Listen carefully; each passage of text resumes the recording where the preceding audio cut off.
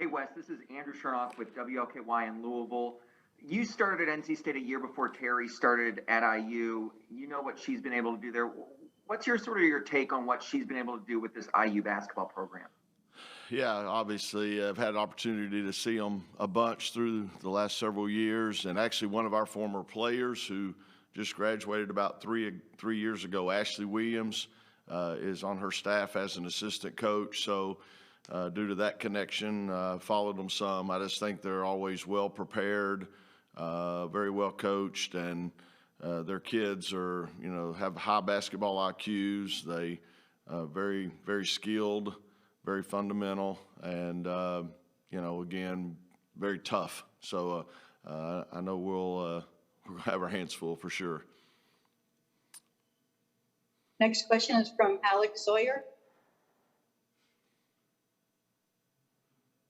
Yeah, Wes, Alex Sawyer with Pack Pride. I was actually going to ask you about Ashley Williams, just kind of being on that other sideline on Saturday. Have you spoken to her at all about that? But also just what do you think that's going to be like, having her over there, getting to see her again, but now in this stage of her life?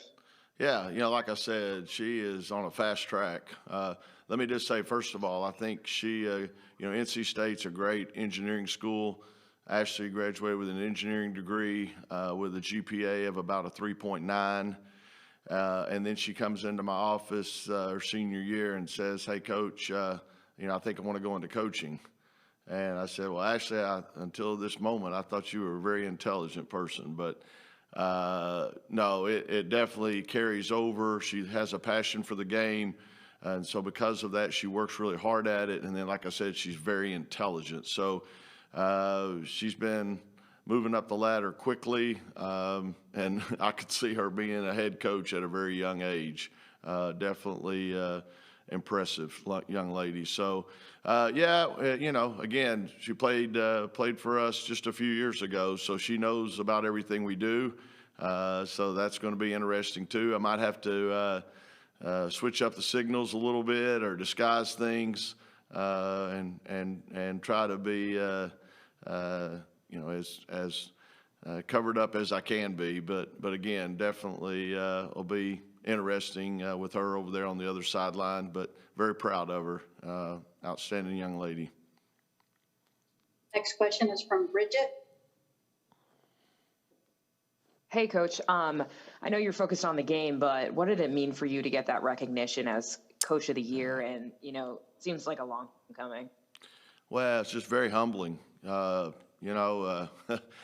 look at the coaches around this country and our great game, and it's very humbling. That's all I can say. And let me just say, let's face it, it's a team award. It starts with the players. They're the ones. You can draw up all these little cute plays and have all this great scheme and stuff, but they're the ones that get it done. And then the staff, the assistant coaches, the time they put in preparation, recruiting, and they get very little credit, and they're awesome. I think we've been very prepared going into games, and staff has a lot to do with that. So, but I'm very proud of it, and I just found out. I'm sorry, I didn't realize it had Pat Summitt's name on it, and that makes it even better because I have a lot of respect for Pat, and she had a great influence on me. So, very appreciative of the WBCA and the coaches. Next question is from the Associated Press. Hey, Coach, this is Jim Vertuno with the Associated Press.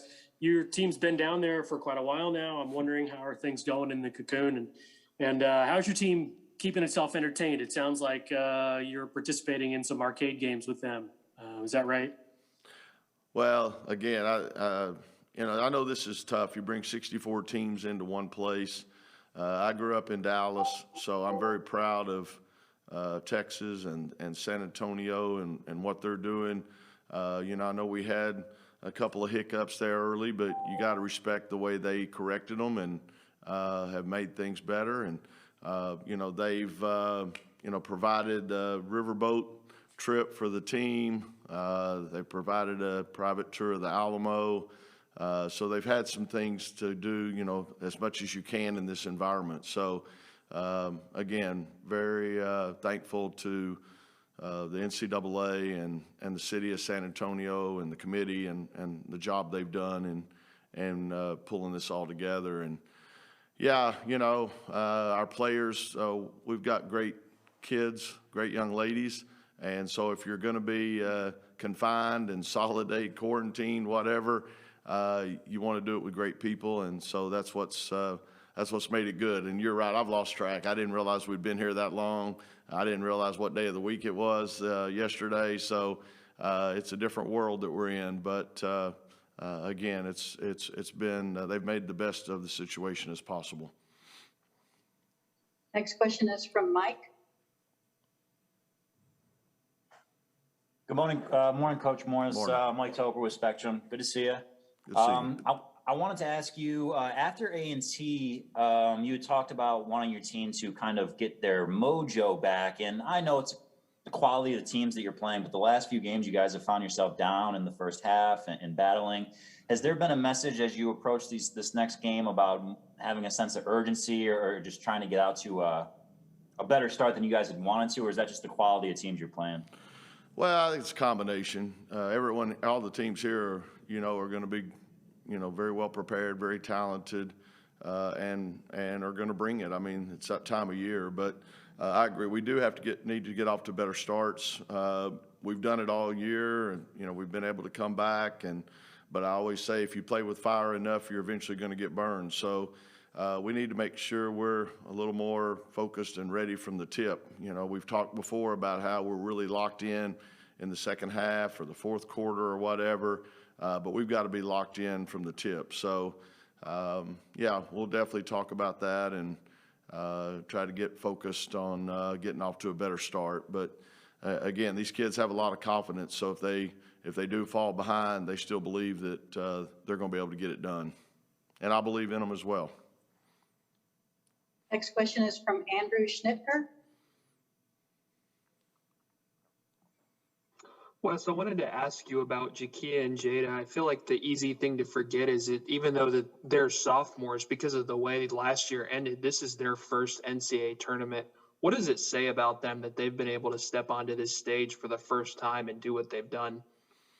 Yeah, let's try to keep that as quiet as possible. Maybe they won't think about it, but no, Jakia has always been able to step up in big moments, and even last year as a freshman in the ACC tournament, I thought she came up big. And I think to your approach, I mean, it's the same. It's as boring as it is. It's the process, preparing for the next opponent, preparing for the next game, the preparation that goes into it as far as film and scout and on the court, things like that. So I think you try to make it as normal as you can, and it's, it's just the next game. And hopefully your focus is on that and playing the best you can. Next question is from Justin Williams.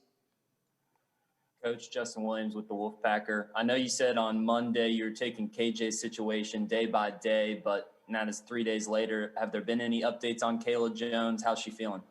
Yeah, I think still the same. We're just going to have to see how she feels on game day. And, I know the doctors and her will have to figure all that out, where she's at. I think a lot of it has to do with being able to tolerate the pain and discomfort.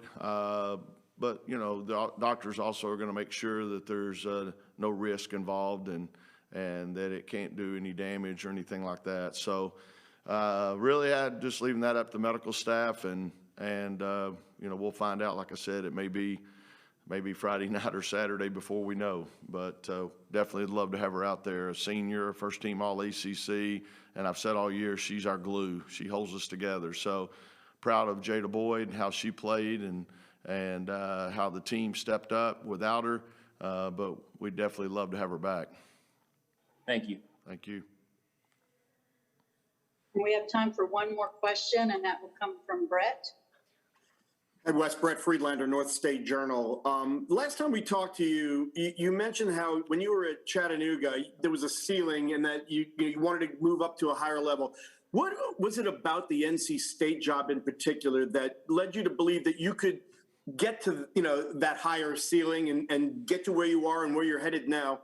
And then as a quick follow-up, Alyssa kind of told on you and said that you run on high octane tea. And I was wondering if you had a go-to brand and how much you drink. Well, we are in Texas, okay? One Hopefully it's okay. Hopefully it's okay for me to throw that up there. But I've got me some unsweet tea with lemon in there. And yes, that's what keeps me going, especially this time of year. But and what was your first question? You got my focus off. What about the NC State job? Yeah. Led you to believe that was the one that you could reach the higher feeling. Well, first of all, they offered me the job, so that always helps. But, I had a good connection there. I was with Kay Yao for 2 years as an assistant, the legendary Kay Yao. And then her sister, Debbie Yao, was the AD at the time. So I had a little bit of in there. But, I'd been here as an assistant. I knew, they have all the resources and all the support you need to compete at the highest level. And felt like, we could recruit and get the top players we wanted in here. And that's the thing. I want to be somewhere where I can recruit unbelievable young ladies, outstanding citizens, if you want to call that, high character kids, but that are also talented. And I think some places you may not have that ability to recruit both character and ability. And at NC State, we can attract those kind of kids. So it's been unbelievable. I've been so blessed. My 15 years at Chattanooga were unbelievable. I love those people there. But now at NC State, look what's going on. We got a lot of momentum as a program, and we're excited about right now, and we're excited about where we're headed.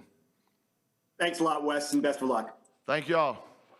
Cheers. Thank you, Coach, for your time. Thank you.